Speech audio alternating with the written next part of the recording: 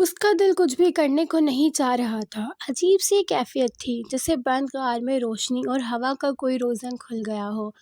بے کیف اور روکھی پھیکی زندگی میں ایک دم ہی بہت خوشگوار اور سرپھرا موڑ آیا تھا۔ امیدیں پھر سے زندہ ہو گئی تھیں۔ اسے لگ رہا تھا کہ ایک نئی زندگی باہیں پھیلائے اس کے استقبال میں کھڑی ہے۔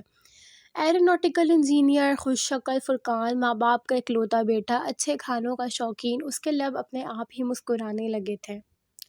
انہوں نے سدرا کی جگہ میرا رشتہ مانگا۔ Can you believe it? میں تو اتنی شاکڈ ہو گئی ہوں۔ وہ اوہ گاڈ، بٹ اتنا اچھا پروپوزل ہے۔ وہ آنٹی اتنی لونگ اور سویٹ تھی کہ میں تمہیں کیا بتاؤں۔ اور پتہ ہے ان کا بیٹا ایروناٹیکل انجینئر ہے۔ اور تم میری بات سن رہی ہو یا نہیں؟ اس نے فائل میں صفحے ترتیب سے لگاتی نادیہ کا کندھا ہلایا تو وہ ہاں ہاں بتاؤ نا پھر کیا ہوا کہہ کر پھر سے صفحوں کی ترتیب ٹھیک کرنے لگی۔ ہونا کیا تھا؟ دائمہ کی شکل تو دیکھنے والی ہو گئی تھی۔ اچھا، نادیہ اب انگلش کی کتاب کی ورق الٹاتی کچھ تلاش کر رہی تھی۔ وہ دونوں کالج کے برآمدے کی سیڑھیوں پہ بیٹھے تھیں۔ مہمل اسے کل کی ساری روایات سنا رہی تھی۔ تائی نے مجھے فوراً وہاں سے بھیج دیا۔ بیچاری ہر چیز اس طرح کی بنائی کہہ کر پیش کر رہی تھی، مگر وہ آنٹی بھی بہت تیز تھیں۔ ایسے پرخچے اڑائے کہ تائی کئی دن تک یاد۔ تم میری بات نہیں سن رہی ہو نادیہ؟ اس نے خفاسی ہو کر منہ موڑ لیا۔ نہیں سن رہی ہوں نا۔ نادیہ نے بھوکلا کر فائل ایک طرف سیڑھی پہ رکھی، مگر وہ منہ موڑے بیٹھی رہی۔ اچھا بتاؤ نا، تو وہ صاحب میکینیکل انجینئر ہے؟ میں 2 گھنٹے سے بک بک کر تھک گئی ہوں کہ وہ ایروناٹیکل انجینئر ہے۔ تم اگر سن لیتی تو یہ سوال نہ کرتی۔ تم اپنی فائل جوڑو، میں جا رہی ہوں۔ وہ بیگ اٹھا کر کھڑی ہوئی تو نادیہ بھی ساتھ ہی اٹھی۔ ارے نہیں، تم ناراض تو نہ ہو؟ نہیں یار، سیریسلی ناراض نہیں ہوں۔ مجھے یاد آیا، مجھے ابھی میڈم مصباح سے ملنا تھا ایک کام کے لیے۔ میں ذرا تھوڑی دیر تک آتی ہوں، مہمل نے بظاہر مسکرا کر کہا اور مڑ کر چل دی۔ جب وہ تیز تیز سر جھکائے چلتی تھی تو اونچی پونی ٹیل ساتھ ساتھ ادھر جھولتی بہت بھری لگتی تھی۔ چند قدم دور اس نے ذرا سا مڑ کر دیکھا۔ نادیہ بہت آرام اور نماک سے بیٹھی اپنی فائل میں کچھ لکھ رہی تھی۔ وہ تعصب سے واپس آگے کو چلنے لگی۔ کتنی جلدی نادیہ، اس کی سو کالڈ بیسٹ فرینڈ، نے اس کی پھیکی مسکراہٹ کے ساتھ کہے گئے آخری جملے پہ یقین کر لیا تھا، جیسے وہ واقعی ناراض نہیں ہے۔ حالانکہ گھر میں اماں تھیں تو کالج میں نادیہ، جن سے وہ دل کی بات شیئر کر لیتی تھی، مگر دونوں بے توجہی سے سنتی تھیں۔ کبھی کام میں مصروف ہوں ہاں کہہ دیا تو کبھی تو سنا ہی نہیں۔ اس دنیا میں کوئی بھی نہیں ہے۔ وہ سامنے والے برآمدے کی ایک تنہا ستون سے ٹیک لگا کر بیٹھ گئے۔ اداسی سے سامنے لون کے سبزے کو دیکھا۔ سنہری اور چمکیلی صبح ہر سو بکھری تھی۔ گھاس پہ ٹولیوں کی صورت میں سفید یونیفارم میں ملبوس لڑکیاں بیٹھی تھیں، کوئی کھانے پینے میں تو کوئی گپ شپ میں مصروف تھی۔ سب کی اپنی اپنی دنیا تھی اور وہ ان میں مگن تھی۔ کیا یہی زندگی ہوتی ہے؟ کیا اس کی زندگی کی سی زندگی مشکل کسی اور کی نہ تھی؟ اس نے آزردگی سے سوچا تھا، کیا مجھے کبھی وہ خوشیاں نہیں ملیں گی جو میں چاہتی ہوں؟ بڑا سا گھر، بے تحاشا دولت، طاقت، عز و رسوخ، محبت کرنے والے لائف پارٹنر، کیا یہ سب میرے قدموں میں ایک ساتھ ڈھیر ہو سکتا ہے؟ اس نے ستون سے سر اٹھا کر آنکھیں موند لیں۔ بند پلکوں پہ سنہرے خواب اترنے لگے تھے۔ وہ ایروناٹیکل انجینئر یا فواد، میں ان میں سے کسی کی بھی بیوی بن جاؤں تو سب کچھ میرا ہو سکتا ہے، سب کچھ میرے قدموں میں ڈھیر ہو سکتا ہے۔ بلند، ہر چیز کی بلندی۔ جو وہ عملیات کر لیتا ہے وہ دنیا پہ راج کرتا ہے۔ کچھ ایسا ہوگا تمہیں تنگ کرنے والے تمہارے آگے پیچھے پھرنے لگیں۔ مال و دولت تم پہ نچھاور ہو اور تمہارا محبوب تمہارے قدموں میں آ گرے، اور اگر میں ایسا کچھ تمہیں دے دوں تو؟ اس نے جھٹکے سے آنکھیں کھولیں۔ ایک دم سے ہی وہ ساری باتیں سیاہ فام لڑکی کی سیاہ چمکیلی آنکھیں اسے یاد آئی تھیں۔ تم سب کو اپنی مٹھی میں کر کے دنیا پہ راج کرو، کیا تم یہی نہیں چاہتی؟ اس نے گھبرا کر ادھر ادھر دیکھا۔ یوں لگتا تھا وہ لڑکی اپنی بھید بھری آواز میں اس کے پاس ہی بیٹھی بول رہی ہے۔ پتہ نہیں کیا کروں، اس کا دل زور زور سے دھڑک رہا تھا۔ ایک لمحے کو اس نے وہ کتاب اس سے مانگنے کا سوچا، مگر دوسرے پل ہی خوف کا غلبہ طاری ہو گیا۔ نہیں، معلوم نہیں کون سا سفلی علم ہے اس کے پاس، میں ان کاموں میں نہیں پڑوں گی۔ آغا جان کو علم ہوا تو ٹانگیں توڑ دیں گی۔ وہ خود کو سرزنش کرتی فائل اور بیگ سنبھالے اٹھ کھڑی ہوئی۔ اسے اب سیاہ فام لڑکی سے کوئی بات نہیں کرنی تھی، بس اس نے فیصلہ کر لیا تھا۔ البتہ دل کے کسی چھپے خانے میں اس کتاب کو حاصل کرنے کی خواہش نے بھی بہت خاموشی سے سر اٹھانا شروع کر دیا تھا۔ ان دنوں مسرت بہت خوش رہنے لگی تھیں اور وہ ان کو دیکھ دیکھ کر خوش ہوتی۔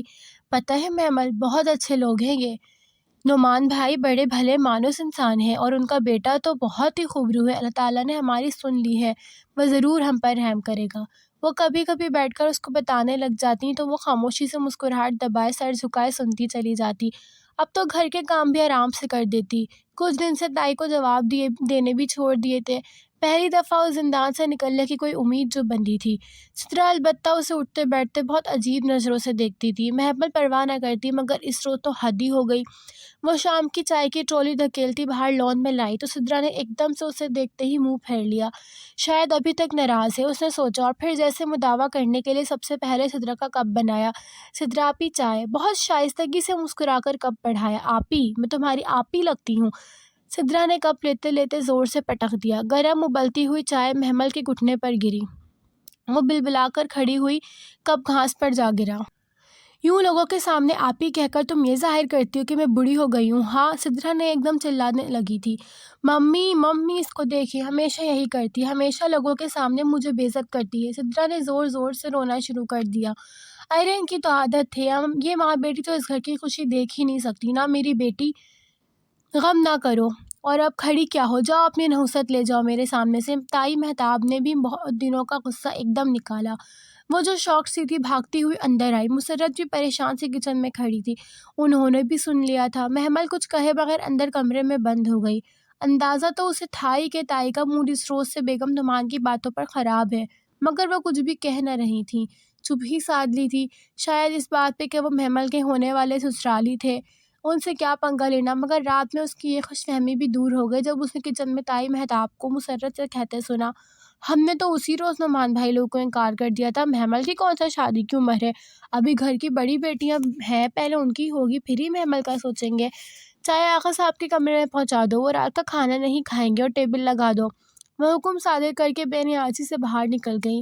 کچن کے دروازے پہ دھواں دھواں چہرہ لیے کھڑی محمل پہ بس ایک استحضائیہ نگاہ اچھالی تھی، جبکہ اندر نڈھال سی بمشکل کھڑی مسرت کو دیکھنا بھی گوارا نہ کیا تھا، جن کے دل پہ انہوں نے الٹی چھری پھیر دی تھی۔ اسے نہیں علم تھا کہ کیوں، مگر وہ رات دیر تک برآمدے کی سیڑھیوں پہ بیٹھی روتی رہی تھی۔ اندر سب مسرت بھی سونے چلی گئی تھی۔ وہ پڑھائی کا بہانہ کر کے باہر آئی تھی اور دیر سے ادھر بیٹھی بے آواز آنسو بہا رہی تھی۔ کچی عمر کا پہلا خواب تھا، وہ بھی ایسے کرچی کرچی ہوا تھا کہ روح بلبلا اٹھی تھی۔ وہ اتنی ہرٹ ہوئی تھی کہ دل پھٹ رہا تھا۔ کوئی اتنا بھی ظالم ہو سکتا ہے جتنی تائی تھی، جتنے یہ سب لوگ تھے؟ اس کا دل چاہ رہا تھا وہ بے خبر سوتے ان لوگوں کے کمروں کو آگ لگا دے، یا چھری سے ان کی گردنیں کاٹ پھینکے، یا زہر دے کر سب کو مار دے، اور آخر میں خود بھی پھانک لے۔ نفرت، بہت شدید نفرت محسوس ہوئی تھی اسے اپنے رشتہ داروں سے۔ اس کا دل چاہتا تھا وہ ان گھٹیا اور کمینے لوگوں سے دور چلی جائے، جہاں اسے ان کی شکل نہ دیکھنی پڑے، اور واقعی وہ چلی بھی جائے گی۔ اس نے سوچ لیا تھا بس ایک دفعہ اسے وہ اسکالرشپ مل جائے جس کے لیے اس نے برٹش ہائی کمیشن کے اعلان کے بعد اپلائی کیا تھا۔ بھلے گھر کے جو حالات ہوں، اس نے 5th سے FSC تک ہر بورڈ ایگزام میں پورے بورڈ میں ٹاپ کیا تھا۔ FSC پری انجینئرنگ میں ٹاپ کرنے کے باوجود اس کا انجینئرنگ کی طرف رجحان نہ تھا یا رہا نہ تھا، سو BSc میتھس میں ایڈمیشن لے لیا تھا، اور اسے امید تھی کہ اب بھلے ہی وہ ٹاپ کرے گی، اور اگر اسکالرشپ اسے مل جائے تو بہت آسانی سے زندان سے چھٹکارا مل جائے گا۔ وہ آنسو ہتھیلی کی پشت رگڑتی اس سوچ میں غلطا تھی کہ کوئی اس کے سامنے آ کھڑا ہوا۔ وہ جوتے دیکھ کر چونکی اور بھیگا ہوا چہرہ اٹھایا۔ وسیم اس کے بالکل سامنے کھڑا تھا۔ وسیم بھائی! وہ کرن کھا کر اٹھی اور 2 قدم پیچھے ہٹی۔ وہ تائی مہتاب کا تیسرے نمبر کا بیٹا تھا، فہد کا چھوٹا اور نکارا آوارہ بھائی۔ اس وقت بھی وہ اپنی سرخ آنکھوں سے اسے گھور رہا تھا۔ جانے کب اچانک ادھر آ کھڑا ہوا تھا، کھلا گریباں، تنگ جیز، گردن سے لپٹی چین، بکھرے بال اور سرخ آنکھیں۔ وہ نشہ کرتا تھا، گھر میں سب کو علم تھا، یہاں تک کہ فضا چچی کو، اپنی بیٹیوں کو اسے قریب بھی نہ جانے دیتی تھیں۔ خود حسن بھی احتیاط کرتا تھا، آرزو البتہ لاپرواہ اور نڈر تھی۔ ویسے بھی وسیم گھر میں بہت کم ہی نظر آتا تھا۔ محمل ہر ممکن احتیاط کرتی کہ اکیلے میں اس کا سامنا نہ ہو کہ اسے اس کی آنکھوں سے خوف آتا تھا، مگر آج جانے کیسے۔ کیا کر رہی ہو؟ وہ ایک قدم اوپر اسٹیپ پر چڑھا تو وہ بے اختیار مزید پیچھے ہٹی۔ کچھ بھی نہیں، وہ آغا جان آواز دے رہے ہیں۔ وہ ایک دم پلٹ کر اندر بھاگ گئی۔ وسیم تمسخرانہ سر جھٹکا۔ چند لمحے